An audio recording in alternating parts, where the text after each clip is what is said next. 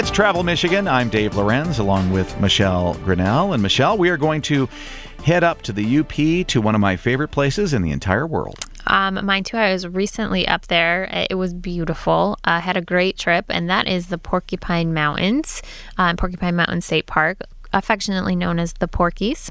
And, you know, it's a great place for nature and hiking, but they also have some really cool programs up there, one of which is the Folk School Workshop. And we have Barb Braithwaite, who is the treasurer at the Folk School Workshop, or the Folk School Committee, here to talk with us today. So welcome to the show, Barb. Thank you. So when we say folk school, what kind of activities or what kind of education are people getting? We have a variety of classes. We've been growing over the past years. We started with nothing, and right now in 2014, we have almost every weekend in the summer filled with a class. We have a variety of classes. For example, this summer, you can, this weekend, build an Adirondack chair, and some of our other classes have been making jewelry. They've been tapestry class that we had a couple of weekends ago, and just last Friday for children we had make a birdhouse class where kids assembled and painted a birdhouse. So we have an eclectic mix, and we also have educational programs about sustainability or environmental issues facing not only our area but the world. Well, so that's what we have going, and if I could just say a little bit of the history. We started, like I said, with nothing. Our building is an old inmate workshop that the park used to use. They used to have an inmate crew, and they would refinish picnic tables there. And in about 2002, the Michigan State Park System was examining and downsizing the park infrastructure all over the state.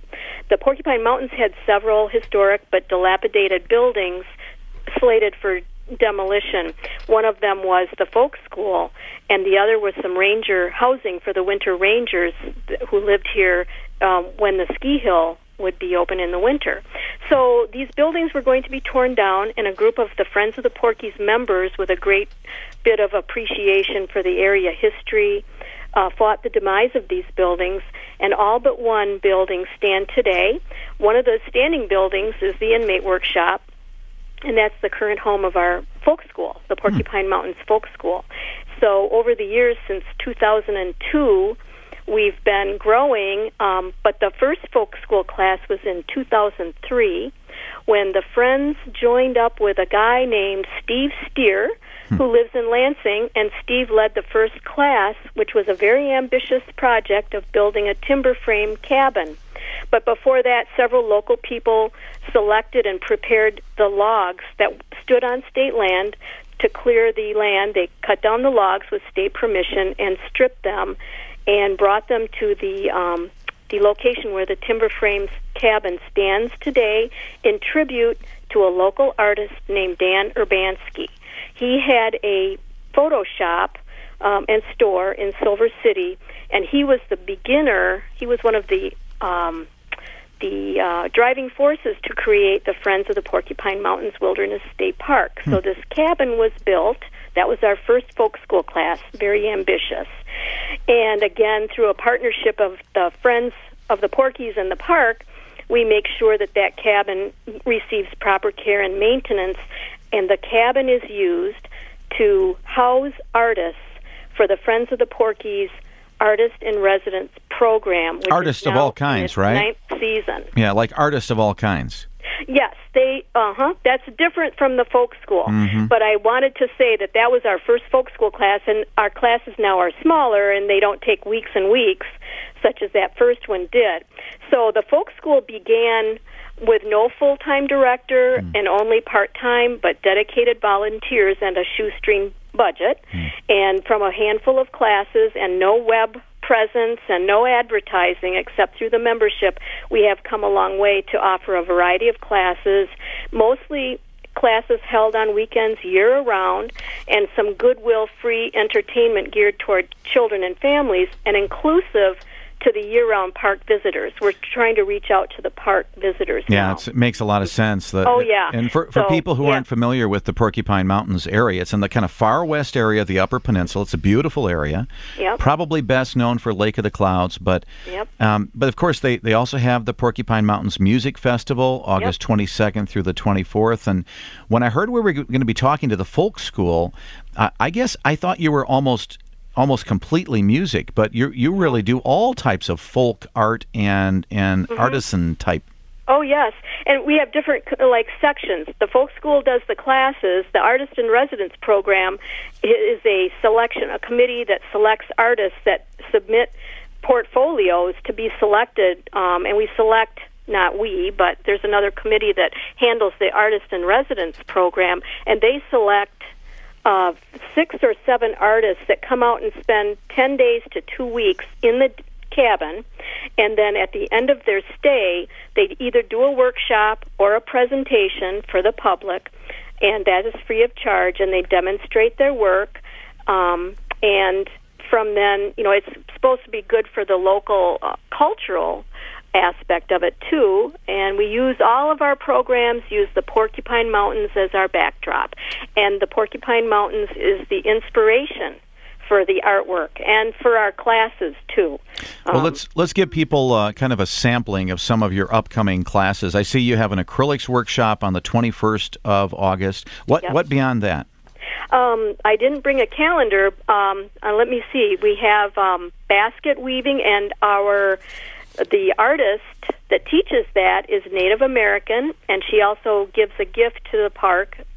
Then we have, that's in September. Mm-hmm. We have building a portable chair. That's 2 days in early September. We have finished dancing for 1 day and a bonfire toward the end of September.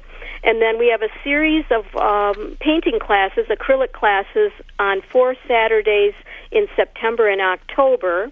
Then we have a twining class that you use old pieces of cloth to recreate, say, like rugs or placemats.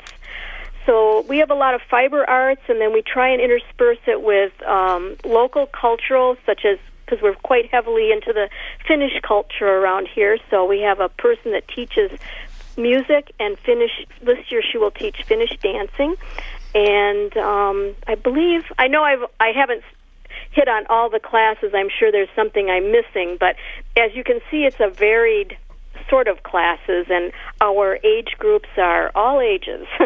And really, it's a pretty affordable, it depends a little on the class, but you could build yourself a very beautiful chair for as much or less as it would cost to go and buy one. Right.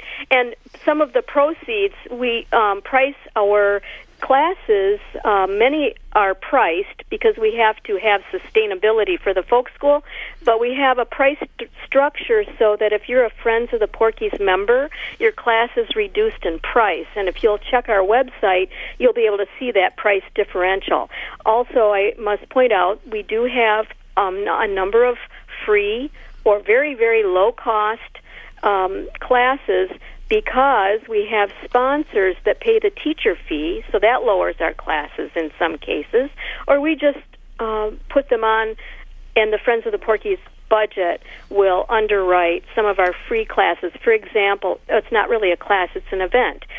This year, for the 3rd year in a row, we had a summer solstice festival. That was in June, and that's underwritten by the Friends of the Porkies, held at the folk school with history, storytelling, music, a bonfire to bring in the summer season. Well, you really do it all. You have all these folk activities. It's really pretty impressive. I mean, really impressive program. The Porcupine Mountains Folk School workshops. Check out the website, porkies.org/folk-school. You'll be really amazed. Don't forget the music festival, the 22nd through the 24th as well. Well, that's all the time we have for Travel Michigan for this week. We want to thank you for joining us. Thank Mark Blackwell for engineering today's program. And on behalf of Michelle Grinnell and myself, we invite you to join us next week right here on Travel Michigan, where your trip begins at michigan.org.